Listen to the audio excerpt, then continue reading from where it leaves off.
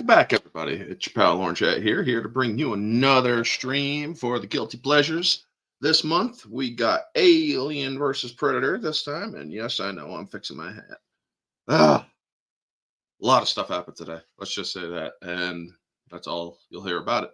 But yeah, we are going to be talking one of my guilty pleasures. It's the AVP Alien versus Predator Unrated edition, which has the more content in it.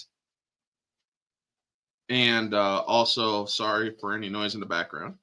Uh, it also has bad CGI blood in this movie. I mean, that's the thing. When you market the film for a PG-13 rating, two rated R franchises, mind you, and then you have to do a PG-13, there's just way too much going on, you know? You gotta enhance the blood with CGI so that you get good or more blood for the unrated edition. And then you got to make sure that blood works, you know? You can't just do a bunch of extra added blood. No, man. Do the blood effects and then go back in post and actually decrease the blood effects. That way you don't have that problem. Otherwise, you just get really bad special effects or special blood effects in this movie, which, let me tell you, is bad. I mean, when you have what's her name, Russo, who's getting the alien bursting out of her chest, the blood patch or the growing blood patch on her chest just stays stationary, flat as she's moving, and I'm like, that's some bad effects, man. But anyway, yeah, we're gonna be talking AVP. That was just a minor lead up to it. But before I do go any further, if you want to like my channel, want to support my channel, want to help my channel, best thing to do is like the channel. And thank you to everybody who so far who has gotten me to 1,600 subscribers. I am very grateful. You all are freaking awesome. I'm still trying to get to 2,000. If I get to 2,000, I will do a giveaway. I will be giving away a free set of 10 by 50 binoculars, magnification binoculars. I got an extra pair, and yeah, they will be what I give away. But in order to be eligible for the giveaway, you have to show me that you are subscribed. You also got to join in on the group, or you also got to join in on the stream when I do the giveaway. It will be for viewers who are there, who are also proven to be subscribers and whatnot. So yes, definitely tune in for that. So far, we got one person on YouTube who's watching. Thank you to those. I will say hello to the chat. It seems it is Vanya. Good to see you. Now, I do apologize for being late, folks. There's some stuff going on in real life that just couldn't be avoided. So, yeah. Now, moving into AVP. This movie had, one, it was kind of deceptive marketing. Whoever wins, we lose. I mean, here's the thing. Both sides lost. Predator and Alien lost. We actually won because, well, the human was the survivor of all three. It was, I mean, I remember the marketing for this movie. The face-to-face Predator and Alien, it was just so freaking hyped up. You go to the theaters, you see this movie, and it's like, awesome, can't wait. What did I just see? Now, folks, in the description of this stream, you also do see behind-the-scenes lore breaks, as I say, meaning that Paul Anderson, the director of this film, yeah, if they win, we lose, right? Yeah. But the director of the film, Paul W.S. Anderson, didn't know his lore. He actually got his lore screwed up. You see, for him, the Jungle Hunter in Predator 1 was actually younger than the Predators in AVP, which is not the case. Major screw-ups have happened in this movie, or lore-wise. These Predators are essentially the equivalent of human teenagers doing their manhood rituals back in ancient times. And these Predators, they're called teenagers in the extended edition. They're teenagers? Yeah, they as campy as the writing is, oh my god, the movie's still entertaining to a degree, especially that fight between Celtic and Grid. But yes, the character of the Predators have names, and I will go over each one throughout the course of this stream. But the ones that are joining in this fight, in this pyramid, they are earning the right to call themselves adults, to call themselves warriors. And Xenos are ultimate prey. Humans, however, are actually ranked higher on the prey scale. You see, if a predator that is not blooded, these were blooding rituals for the predators. If you are not blooded, the only time you ever get to kill a human is in complete self-defense, or to stop them from exposing your race. So yeah, when these ones are killing humans, they have to basically make sure that they are within rights to and they cannot keep anything they kill from the humans as a trophy. If they take anything off of these humans as a trophy, they will immediately be killed once they go back, if they complete their blooding ceremony, if they complete their blooding their blood hunt. But the thing is, all three of them die, as we all well know if you've seen AVP. I hate that one alien killed two predators. Well, that's the thing. They show that, remember, they are young. These predators are in the first couple hundreds of their years, because predators live over 1,000 years. If a predator lives up to around 1,000 years, that means that they are very, very respectable. And these ones are in their first phases of hunting. They've hunted other menial trophies, collected a few menial trophies here and there. But as Paul W. Anderson got wrong, was that that the one from Predator with Schwarzenegger was a newbie hunter. He needed to collect enough human skulls to go on this hunt, which is absolute bullshit. If these guys went on a hunt against humans and collected skulls, they would have been killed, the ones in this movie, because they were not blooded. That hunter in Predator was actually one that is hunted on over 100,000 planets, was extremely skilled, and he died after going up against a prey that was far more worthy than a xenomorph. So yes, while xenomorphs are deadly, it does not necessarily mean that they are better than humans. Humans are extremely cunning. So yeah, that's why they are higher on the trophy chain. But these predators, let me see if I can. But as for the one that killed two predators, Grid, the one that killed Celtic and Chopper, they had to show that the predators, or that the aliens, were dangerous. What better way to explain how dangerous these things are than to actually take out two predators, one through opportunity and the other through battle? Grid is one that you don't screw with. I mean, xenomorphs are insanely intelligent, and this was one of the best shots when he actually killed Chopper. This predator was known as Chopper, so let me pull him up. Yeah, that was Chopper. And I'm telling you now, those skulls on the back of his thing, in real AVP or real Alien and Predator lore, he would not be here. If he has human skulls, he's not going in for a manhood ritual. He's already past his manhood ritual, his blooding ritual. He'd already be considered blooded.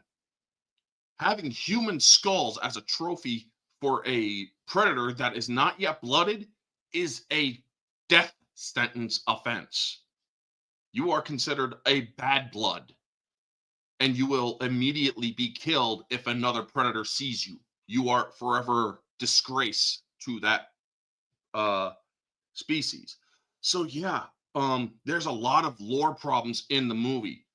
This one, Scar, even him killing the guy who slid down the thing, Mr. Stafford, I think his name was, or no, not Stafford, but Mr. Quinn. Yeah, Quinn. When he slid down and he was no longer a threat, this one committed an unforgivable offense by killing a prey that didn't require it.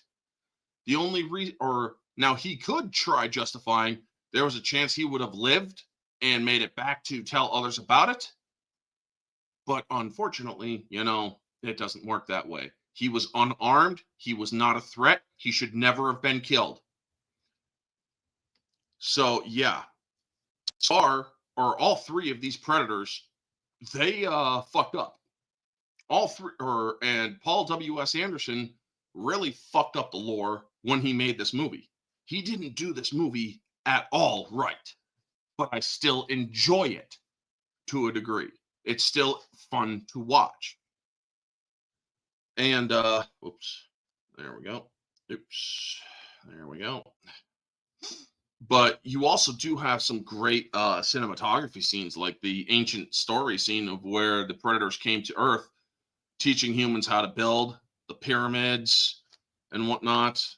The queen in her chamber, where she was forced to lay eggs, how they prep, how they have her in deep hibernation. Now, are also Grid. They had Grid have the cast net on his head, cut through his head, so that they could actually identify this is the one that killed two predators. He is a badass of the xenomorph species. As for Celtic here, he was one that went up against a predator and really did a good job fighting Grid until Grid got the best of him. I mean, there's a lot of things wrong with the fights, sure, but there are some parts that I did like when he picked up the alien and started whipping him around, putting his head through a couple of pillars and then tossing him. Yeah, that's freaking awesome shit there, man. Not gonna lie. But I also do like the scene here where Grid, before he got the grid on his head, before he got the grid pattern on his head, came up behind Chopper and just up and in. Well, let me take down the overlay, but yeah, he just went right up through his back, and it's like, oh shit. And the thing is, Chopper was also about to commit a completely death sentence offense there by killing Lex, because he drew his gauntlet blade and was about to kill her. It's like, these Yautja, which is the name for the predator species, these Yautja absolutely are bad bloods. None of them should be able to survive. Now, not even Scar. Now, Scar did kill Wayland out of self-defense in this movie. When Wayland hits him with a flamethrower, he has every right to kill Wayland at that moment in self-defense, because now he proved himself a threat. Even though when he scanned him, he saw the cancer in his lungs. And he's like, you are an ill prey. I can't hunt you. You're not worthy. Also, well, technically, it's only human, so, but that doesn't matter to Paul Anderson in this case. So, when he turns or drops him and starts walking off, and then he hits him with the oxygen and the flame from the flare, it's like, okay, you're a threat now. You're dead. Boom. Right through him.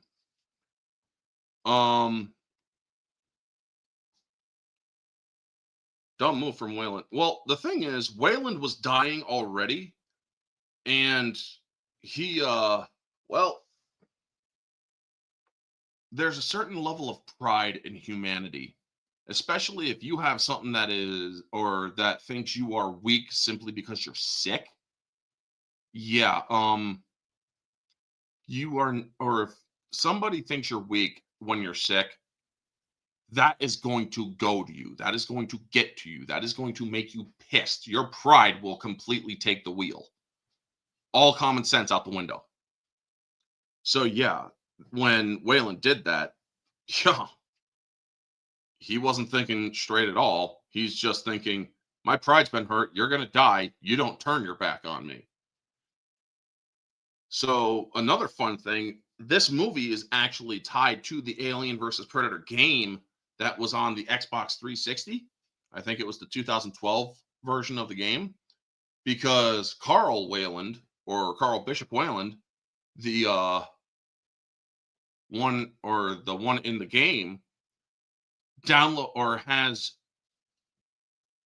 this one's or this Bishop or this Wayland's memories downloaded into that one. Now, they had experimental robotics technology where he downloaded his memories before he went on the trip. He knows that, or the last moment that Wayland knows of, or that the future Waylands, specifically the androids, know of this or of Wayland's experiences, come before his death. They know that he found the pyramid in Antarctica on Bovatoya Island. They know that he went into the pyramid and didn't come out. They don't know what he found in there until there was a little bit of a search of shit that went on. But unfortunately, Bovatoya collapsed into the ground due to the Predator's self-destruct sequence. So yeah, the Waylands in the future, as well as the androids, have Carl Bishop Wayland's memories on file, but that Carl in the future has a different or spelling for the Carl. It's Carl with a K instead of Carl with a C. You know. Now the cast was pretty good. I mean, you got all these characters. You definitely also have Tommy Finnegan or Flanagan, dude. Gotta love him. He's the one with the scar around his face. The extended editions really show these characters a little bit more. They give you a little bit of more dialogue and stuff to make you care a little bit more about them, or make you wish that, or not really care much about them after they die. There's one where the character Max Stafford, who played one in Resident Evil, he was the black guy that got cubed up and turned into shish kebab. His character in this, you see him actually scold Wayland. He's like, one of our men is dead. I need to know what this man died for. He died trying to make history. Whose history? Yours? And then later on, I mean, I can understand why they put it in the extended edition. However, I would have bet, or it would have been, or there was another shot where he's like, let's stick together. And then he taps Wayland on the back as if he's still, or as if he's not even pissed off at him at all. So yeah, it does kind of have a little bit of inconsistency there. The fights between the alien and predators are not too extended. However, they do have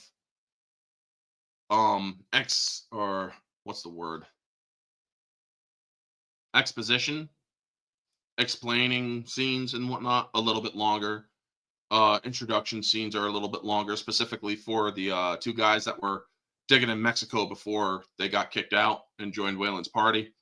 It was also part of DVD's deleted scenes. You could see a lot of the deleted scenes, but they were added into this one. Yeah, Sons of Anarchy, dude. Yeah. He was in Sons of Anarchy? Holy shit. Oh, what do you know?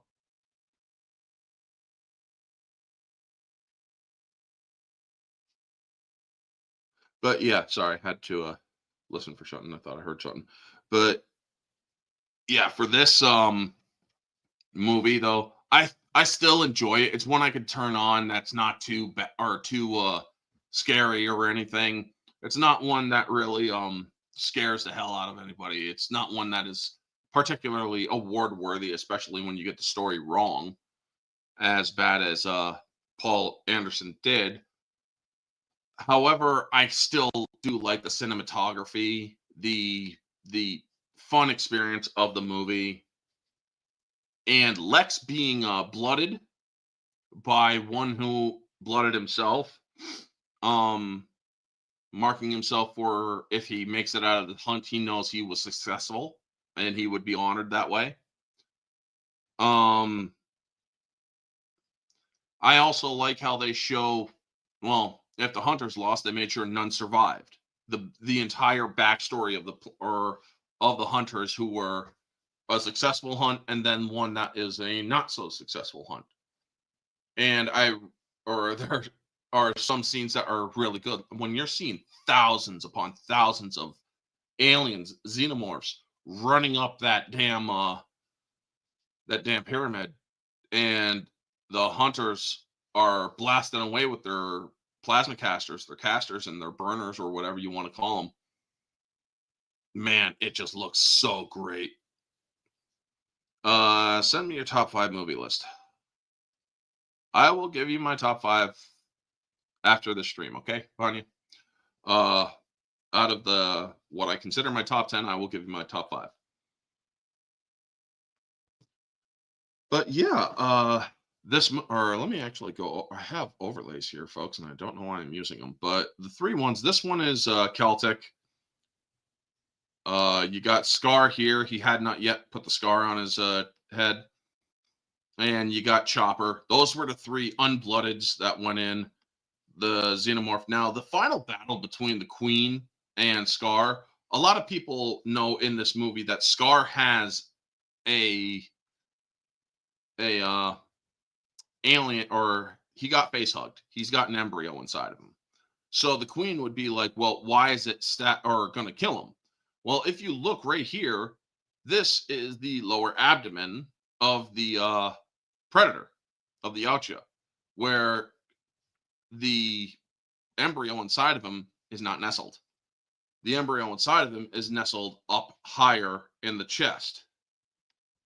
So yeah, when the Queen stabbed him, it stabbed him way below, not up here where they tend to come out.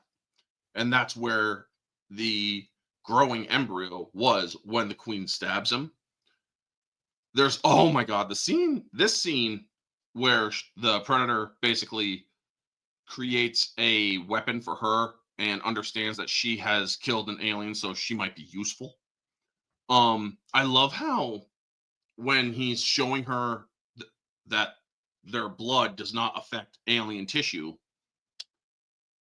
there's actually an extended bit to that scene where he pulls the skull off of the xenomorph, pulls back the membrane, runs his knife along the edge of the skull, or of the inner skull, and then stabs it to jut out the lower or the inner jaw. Where the inside jaw, their tongue mouth, as they call them, the inner mandibles. So, and then he looks up at her and she's like, very funny. Essentially, she's like, understands that that even though these guys are young and impetuous, they still have a sense of humor. It was a nice moment. I mean, it's kind of funny. And so then he's like, okay, now cuts the tail off, grabs the staff, uses some cord, ties up the thing, and she has a shield, the alien's head, as well as a staff, or a lance in her case, which she uses against the alien Queen.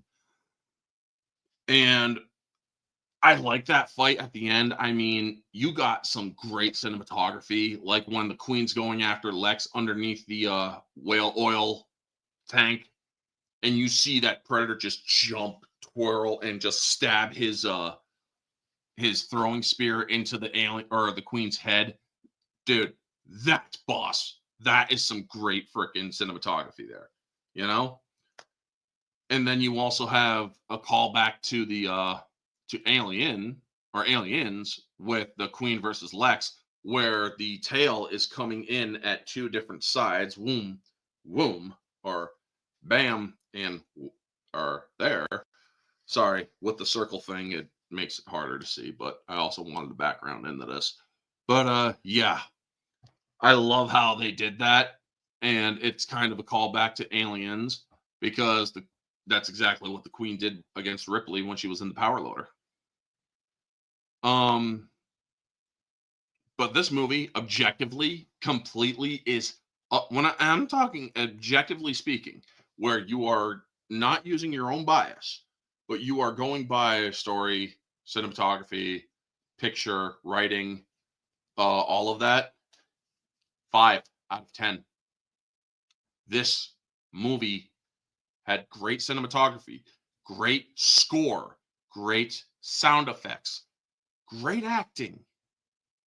But when you have a when the story diverts from known lore, when you have shitty CGI blood effects, when you have writing that contradicts established rules of the films and whatnot, your continuity suffers. So yeah. And also there was some areas where it was bad acting.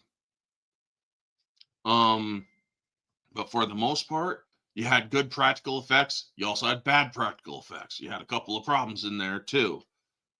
Uh, you also have continuity errors, like when Grid puts its mount or its jaws or its inner jaws through through Celtic's helmet, and then you see Celtic's head dip back dead. His helmet's undamaged.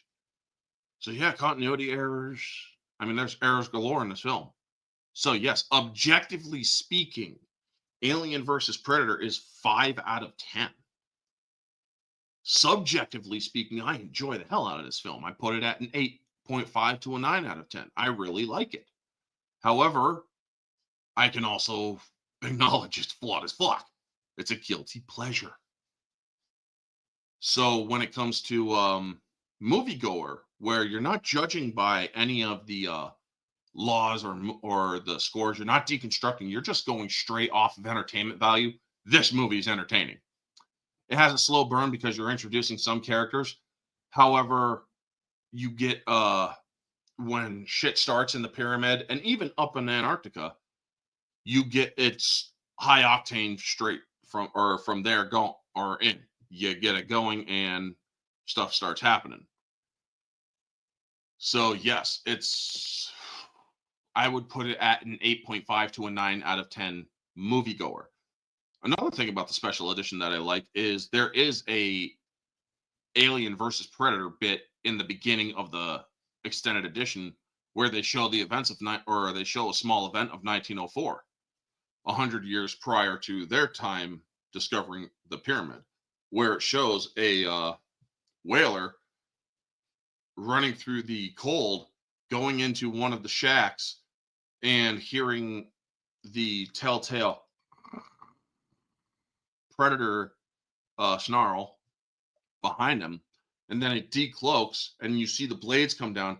Yes, those blades looked a little bit wobbly, and it starts targeting the whaler, but then you see the thermal vision of the whaler going or like looking up, and then it pulls back and you see this movement, and as the second it switches over to a different spectrum, you see the alien come out, and then you see the arms going like this, just swinging across with the blades. So it was a great moment to basically give you guys an idea of what's to come. And that hunt in 1904 was successful because, well, the pyramid still stood. The queen went into was forced back into hibernation through some sort of coolant. I'm guessing similar to liquid nitrogen. Because when she gets woken up, oh my god, the music for that sequence was freaking great. When they start hitting her with the electricity, and you see her wrists that are bound just like this, just like one just jutting up, and then the other in slow motion doing the same, and you see the ice just crackling off of her, and then you see her head much like in Aliens, slide downward a little bit. This queen, when she was going into hibernation, didn't get her head back or all the way in to protect her. So yeah, you definitely see a difference. But I love that when she is fully woken up and she's like just starts roaring out. You see later on that they actually hear her when they're down in the sacrificial chamber. When they first discover it, you actually hear her roars in the distance, and it's like must be the wind. And then a calcified face hugger falls down, and they're like, "Is that a scorpion?" Definitely not a scorpion. Too hostile for this environment. Well, whatever it is, its bones are completely calcified, and we have no. It's got to be take it back and study it, obviously, and shit like that. And it's like, yeah, sure, take a face hugger back and study it. You guys are nuts. But I love how they extend some of these sequences, you know? And yes, there is the blood that's added here and there. And yes, you got the unblooded killing, or you got unblooded killing humans, which is, well, forbidden. But the movie is still entertaining. And I also like the end. Now, this one part was lore accurate.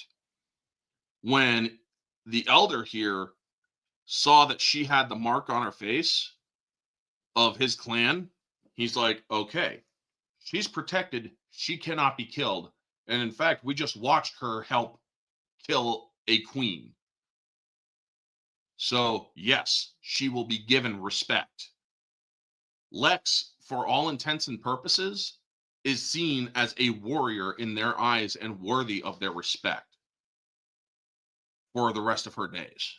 She helped slay a queen. That's not an easy thing to do for any xenomorph or for any Yautja. Even seasoned hunters have a problem with the xenomorph queen. Yet, that hunter, as well as her killing the queen, is nothing short of miraculous. Now, the queen was alive when she went into the water, but there's no doubt that she would have been crushed by the depths. Unless, well, Alien Romulus has anything to say about it, in which the xenomorph is a perfect organism in which it can survive even the crushing depths of the ocean. But I do also like how it's screaming out as it's drowning, and it's not like it doesn't have lungs, so it doesn't have to breathe. So yeah, it's not gonna die by drowning. It's just gonna be one pissed off bitch in the depths of the ocean, you know? Can you imagine the kind of pain that thing will be going through just trying to move? I mean, ugh, that would kind of make me wonder, you know? But yes, there were some great shots. The elder, I like how he takes his spear and goes like this and then hands it to her, and it's like, you've earned this, and we respect you, and we will let you live. Now, whether she made it out of Antarctica, we have no idea. However, the crappy 2018 movie that Shane did, Jesus Christ, man, they have her spear with the alien tail in it. So yeah, she lived, and they most likely took custody of her, and she probably was killed then. But Sanaa Lathan did a great job as the actress in this movie. In this movie, we get the actual full "you are one ugly motherfucker," instead of the PG-13 where it cuts off at mother. So that was nice. Let's see here.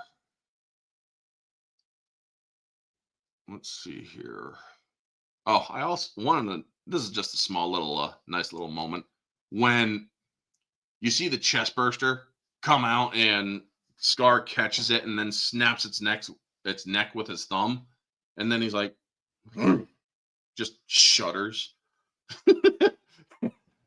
That was a cute moment. It was meant to be a cute moment, but it's like,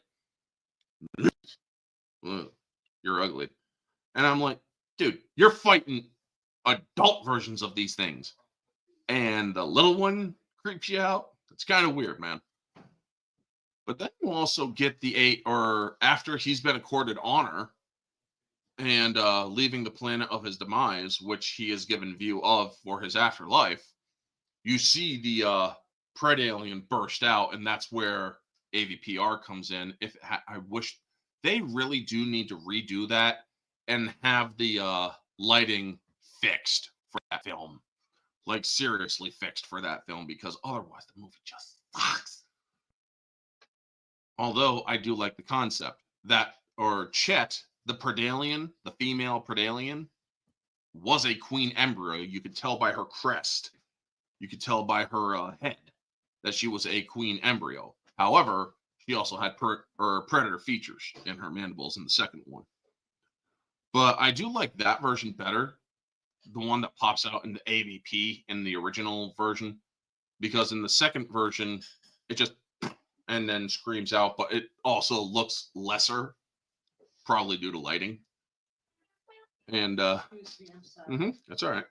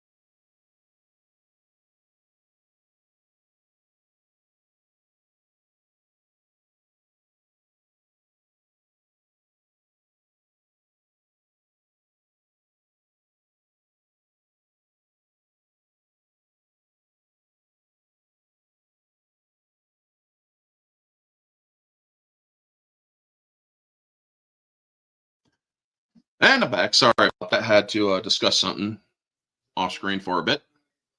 Um, dark movie. Yeah, kind of is a dark movie. AVPR.